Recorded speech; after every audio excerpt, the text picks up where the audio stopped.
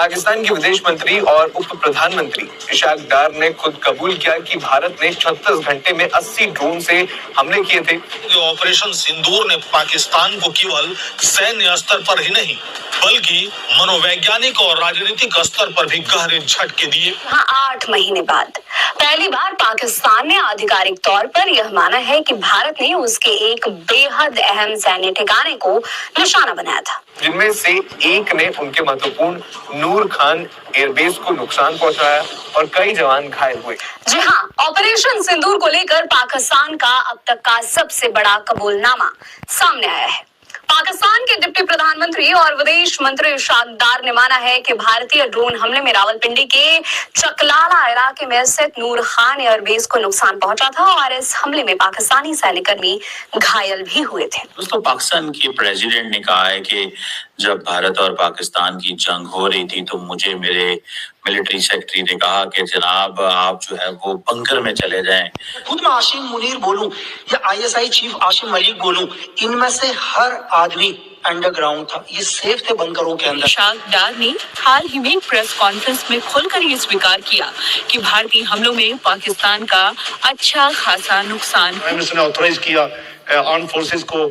फिर एक बदकिस्मती मैं कहूंगा, उन्होंने 2:30 बजे फिर वही हरकत कर दी कि जी नूर खान एयरबेस पे, शोरकोट एयरबेस पे, 2 एयरपोर्ट्स पे उन्होंने फिर अटैक किए उसी रात को, 6 और 7 की दरमियानी रात को। क्यों पाकिस्तान आर्मी को इस तरह से यूज करे, मुझे ये समझना है आपसे। और ऑल्सो सबसे जो फॉरमोस्ट एंड बेसिक क्वेश्चन है, क्योंकि हम इस्लामिक उम्मा की बात करते हैं तो यूनिटी होना एक इम्पॉसिबल लगता है, क्योंकि बहुत सालों से ये बात हो रही है कि एक इस्लामिक नेटो बने, क्योंकि different school of thought, different interest from different Islamic countries, एकता होना बड़ा मुश्किल हो जाता है।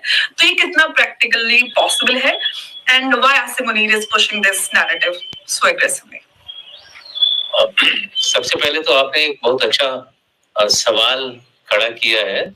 इसके ऊपर हालांकि मैंने उतना ज्यादा गौर नहीं किया था, और कारण जो आपने बताई है कि इस्लामिक उम्मा की लीडरशिप के ऊपर, इट इज इंडोनेशिया एक पावर सेंटर है, पाकिस्तान एक दूसरा पावर सेंटर है, सऊदी अरेबिया तीसरा पावर सेंटर है, ईरान चौथा पावर सेंटर है, टर्की 5वां पावर सेंटर है। तो इतने सारे पावर सेंटर हैं।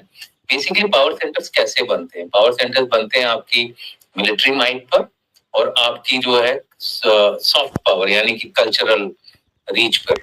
अब आप देखेंगे सऊदी अरेबिया का जहां तक सवाल है, उसकी कल्चरल रीच ज्यादा है, बट मिलिट्री माइट थोड़ा कम है। वहां के लोग लड़ाई करने में उतना ज्यादा इंटरेस्ट नहीं रखते हैं, रीजन यानी कि वो लोग प्राइवेट मिलिट्री कॉन्ट्रैक्टर्स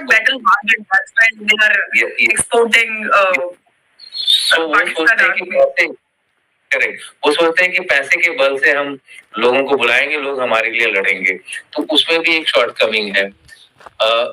जहां तक टर्की का सवाल है, टर्की थोड़ा कंफ्यूज है, मैं नेटो में हूँ क्या मैं इस्लामिक उम्मा में हूँ, बट जब से रेसिप एर्दोगन आए हैं वो कोशिश कर रहे हैं कि मैं पुरानी जो कैलिफेट थी, जो जिसका टर्की बेताज बादशाह था, वो जो कैलिफेट है उसको आगे बढ़ाए, और उसमें वो कई हद तक वो भी मैं कहूंगा कि सफल भी रहा है, क्योंकि उसके पास दोनों चीज है, मिलिट्री माइट भी है और थोड़ा कल्चरल रीच है, बट उसकी कल्चरल रीच उतनी नहीं है जितनी सऊदी अरेबिया की है। दोस्तों, पाकिस्तान के प्रेसिडेंट ने कहा है कि जब भारत और पाकिस्तान की जंग हो रही थी तो मुझे मेरे मिलिट्री सेक्रेटरी ने कहा कि जनाब आप जो है वो बंकर में चले जाएं, बिकॉज जंग का खतरा है। जरदारी ने ये बात अपनी वाइफ और साबिक प्राइम मिनिस्टर के जो जिसे कहते हैं ना उस पे की, बरसी के ऊपर की, और कहा जनाब कि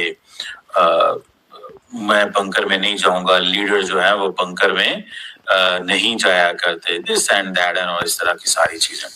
अब उनका जो मिलिट्री सेक्रेटरी है उसने तो एक प्रोटोकॉल की बात की होगी, लेकिन उन्होंने कहा कि जी ये मैं प्रोटोकॉल वगैरह को मैं नहीं मानता और मैं नहीं इन चीजों को एड्रेस करूंगा और देखूंगा, मुझे कोई परवाह नहीं है। उधर से हमारे वजीर आजम साहब हैं भारत में, नरेंद्र मोदी साहब, वो भी बातें कर रहे हैं, धड़ाधड़ लगे हुए हैं।